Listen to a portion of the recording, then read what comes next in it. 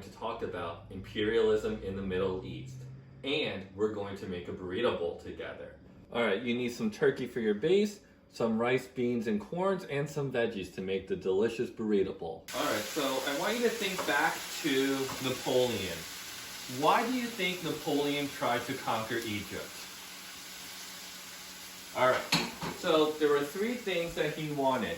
One was the location of previous empires. Egypt had a long history of strong government, strong empires, and Napoleon wanted to be part of that.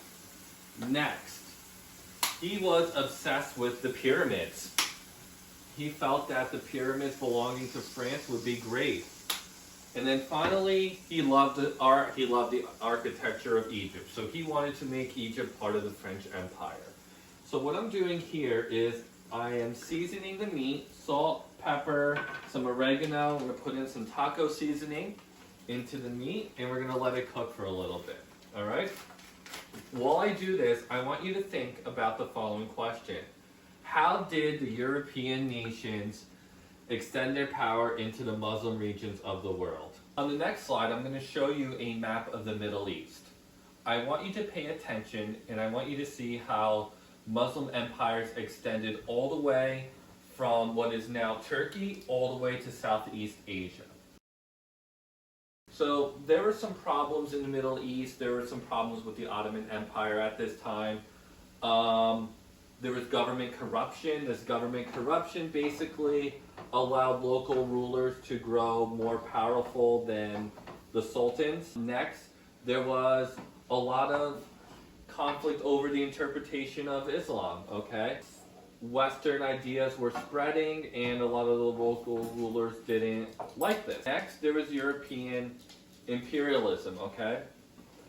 The Europeans wanted better trading terms, they demanded special treatment, and basically they interfered in the local affair. Oh, this food is looking really good right now. Do you all see it? The colors are just coming alive, and we added some peppers in there. All right, we're almost done. It's almost ready to be eaten. Now I want to talk to you about Persia. Before we dive into Persia, I want you to think of one of our vocabulary words. Concessions. What are concessions? Concessions are special rights, okay? Special privileges given to another country. Persia is going to discover oil in their territory. They're not going to have the technology or the money to develop this oil, to build their own railroads. So they're going to give the British and the Russians concessions in their country. So there's a group of people called the Qajar Shahs who are going to resist. And they're going to do this by improving their finances, by building telegraphs, by creating a new constitution, by building railroads. However, the British and the Russians are still going to be giving concessions, and they're going to send their militaries into Persia to protect their oil. Western-style nationalists living in Persia, as well as Muslim religious nationalists, are going to object to that. Oh, he doesn't like that. In 1930, Persia is going to be renamed Iran.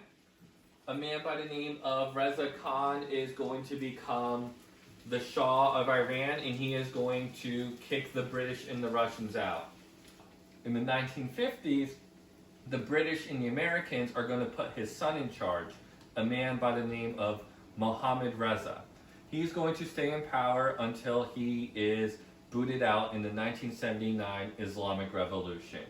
And that, my friends, is the history of Iran. So, now it's time to eat. This is going to be really good. And now we have a completed meal.